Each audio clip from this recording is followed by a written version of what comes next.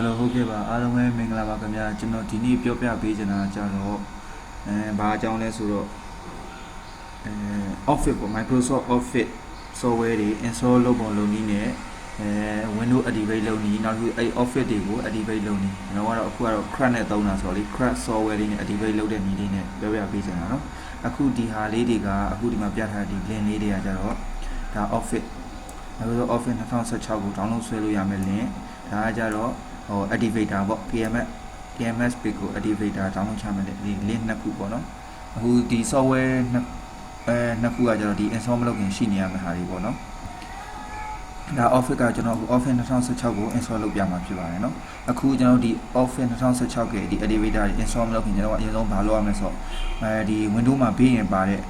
antivirus ပေါ့အခြား antivirus တွေ install လုပ်ထားရင်လည်းပိတ်ရမယ်ဒီအခုကျွန်တော်ကတော့ဘေးရင်ပဲပါတဲ့ Windows Defender ပဲရှိရတဲ့အဲ့ကောင်လေး Windows Defender ကိုအရင်ဆုံးပိတ်လိုက်မယ်နော် Windows Defender လေးကျွန်တော်ဖွင့်လိုက်မယ်ဟောဒီမှာဒီကောင်လေးကိုဖွင့်ပြီးလို့ရှိရင်ဒီမှာVirus Threat Protection ဆိုရယ် manage setting ကိုတွားလိုက် Real Time Protection ကိုတစ်ချက်ပိတ်လိုက် Yes ဒီဟာတွေလုပ်ဖို့ဆိုရင်တော့ကိုယ့်ရဲ့ account က Windows တင်နေပြီးခြင်းပဲဖြစ်ဖြစ်Windows ပြီးနောက်ပိုင်းမှာပဲဖြစ်ဖြစ်administrator right တော့ရှိရမယ်နော်ခုဝင်နေတဲ့login อ่ะOkay ဒါလေးကိုကျွန်တော် minimize တစ်ချက်ထားလိုက်မယ်အဲ့တော့ဒါလေးကို software လေးတွေကိုအရင်ဆုံး download ဆွဲလိုက်เนาะနောက်ဆွဲပြီးရင်ဒီ Windows Defender ကိုပိတ်အခုလောဆယ်ကျွန်တော်ကအဲ့ Office ကကျွန်တော်မှာရှိထားပြီးသားဖြစ်တဲ့အတွက်ကျွန်တော် Office ကိုတွားလိုက်မယ်ကျွန်တော်က C အနေနဲ့ကျွန်တော်ထားထားတယ် C အနေနဲ့အခုကကျွန်တော်ရဲ့ Office ကကျွန်တော်ဒီ 64 install လုပ်ဒါ32ဘာကြောင့်64ကို install လုပ်လဲဆိုတော့ကျွန်တော်ရဲ့ Windows က64 bit ဖြစ်နေလို့ Okay 64 bit ကိုစစ်တဲ့ဟာလေးပြောပြပေးမယ်เนาะ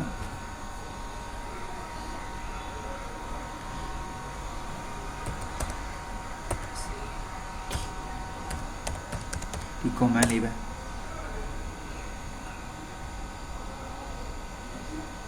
sorry ကျွန်တော် control panel ကနေသွားပေးမယ်เนาะ control panel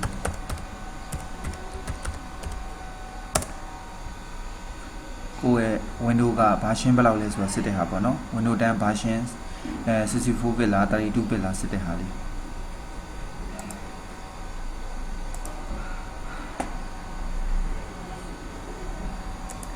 system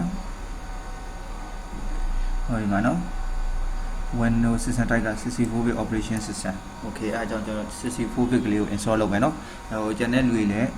ကိုယ့်ရဲ့ဆက်ကဒီဟာပေါ်မူတည်ပြီးဒီ64 bit လား32 bit လားမူတည်ပြီးတော့ install လုပ်လို့ရတယ်နော်အခုဒီမှာကကျွန်တော် installation မှာက64 32ရော64ရှိကျွန်တော်အခု64 install လုပ်မယ်အတွက်64လေးကိုနှိပ်လိုက်မယ်အဲ့ဒီထဲမှာကျွန်တော် set ရဆိုတဲ့ကောင်လေးဟောဒီကောင်လေးကိုရှာလိုက်ပြီးတော့ဒီမှာRun administrator right click နှိပ်ပြီးတော့လွယ်လေးပါပဲ yes လေးပေးလိုက်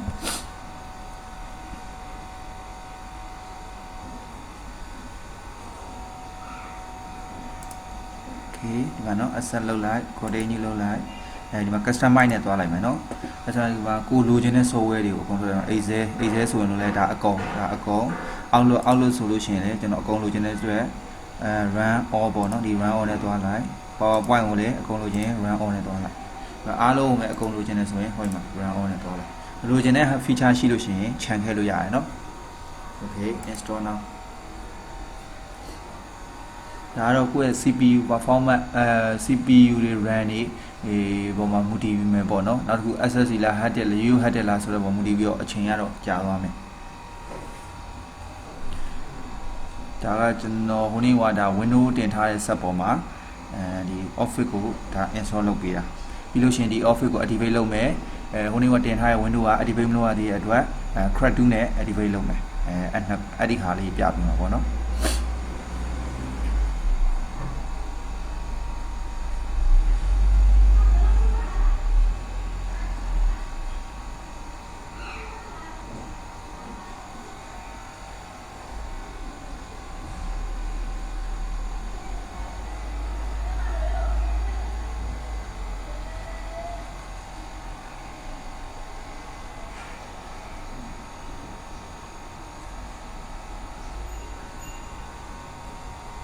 Office installation ကတော့လွယ်ပါတယ်။ရွေးလို့မြန် Office 2016က error တက်လာခဲ့လို့ရှိရင်သူက repair တွေပါပြန်လိုက်လို့ရတယ်။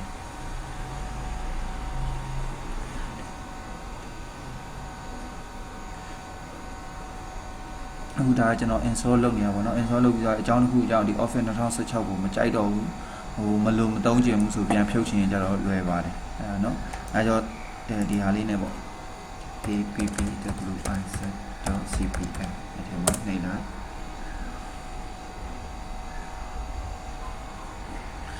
ဒီအောက်မှာsoftware တွေလာပြနေတယ်ကိုလုပ်ချင်တဲ့ software တွေကို right click နှိပ်ပြီးတော့ဒီမှာ install လေးနှိပ်လိုက်အောင်ပါဘယ်လိုအခု Office က2016ကလည်းရှိနေ install လုပ်ပြီးတော့ဆိုဒီမှာပေါ်နေလိမ့်မယ်အဲလိုကိုလိုချင်တဲ့ဟာလေးကို right click နှိပ် uninstall အဲ့ဒါလေးဆိုရင် software တွေကို uninstall လုပ်လို့ရတယ်နော် okay ပြန်ပိတ်လိုက်မယ်အဲ့ဒါဒီထဲမှာလည်းခု install လုပ်ထားတဲ့ software တွေကိုလည်းဒီထဲမှာအကုန်မြင်ရဘာ software install လုပ်ထားလဲဆိုတော့ဒီထဲမှာမြင်ရ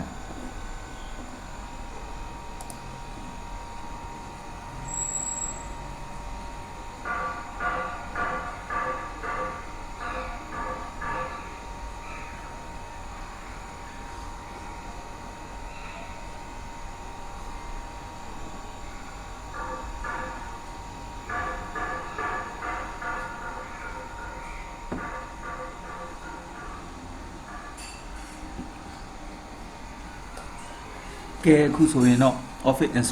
installation လုပ်ထားတော့ပြီးသွားပြီဗျအဲဆိုကျွန်တော်ဒါလေးကိုပိတ်လိုက်မယ်နော်ပိတ်လိုက်ပြီးတော့ကျွန်တော် activate လုပ်မယ်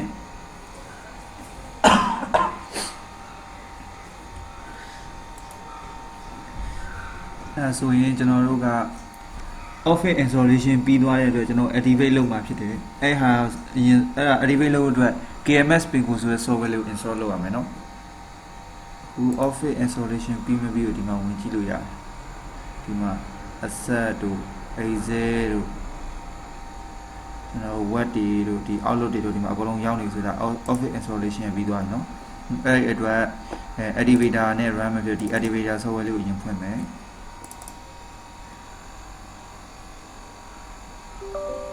runner ကတော့ next ပဲဒါ installation ပေါ့ okay I agree next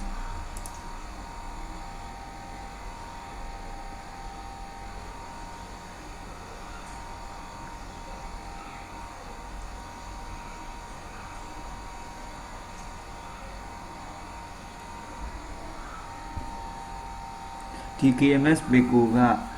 Office 2016ထိပဲရတယ်2016နဲ့ရှေ့ပိုင်းပေါ့နော်2013 16 19တော့မရဘူး Office 2019အတွက်တော့မရဘူး Windows 10တွေအတွက်ရတယ် Windows 8တွေအတွက်ရတယ်ဒီ activator တချို့ Windows 7တွေဆိုရင်လည်းရတယ် activate လုပ်ဖို့အတွက်ဒီနည်းနည်းလေးဒီမှာ installation တော့ပြီးသွားပြီဒီကောင်လေး install မလုပ်ခင်မှာကျွန်တော်ဒီ antivirus ကတော့ဟိုပိတ်ထားရဆိုတော့တေချာမှရအောင် okay ဒါပြီးသွားပြီနော်ပြီးနေပြီအဲဆိုကျွန်တော်ဒီဟာလေးကို run လိုက်မယ်နော် okay yes or no လား yes automatic ဒါ Windows activate လုပ်တာသူ support လုပ်တယ်ဆိုရင်ဒီမှာနှစ်ခုစလုံးလာပြဒါ Office ကို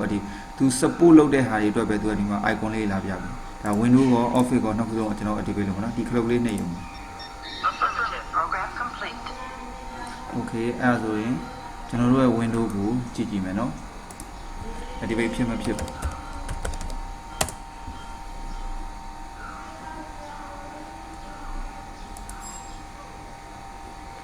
okay နော် Windows activate ဖြစ်သွားပြီဒီနောက်တစ်ခုပေါ့ကျွန်တော် Office ကိုစင်မှာဆိုရ Office ဥမာ Excel software လေးကိုအရင်ဖွင့်ကြည့်ပါ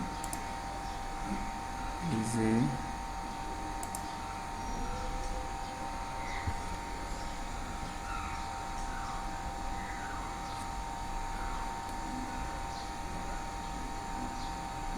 okay စသုံးလုံးရင်းကိုလို့ဒါလာမိတာ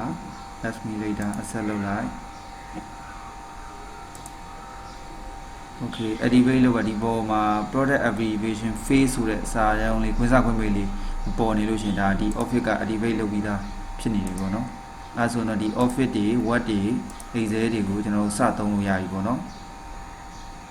ဒီကျွန်တော် Word လေးလည်းဖွင့်ကြည့်မယ်နော်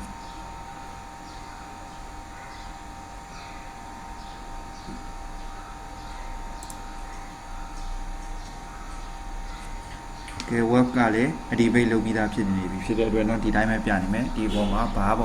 ပြမယ် အဲဆိုရင်တော့ဒီ Office installation နဲ့ဒီ activate လုပ်တဲ့project တွေကတော့ဒီလောက်ပါပဲအားလုံးကျေးဇူးတင်ပါတယ်ခင်ဗျာ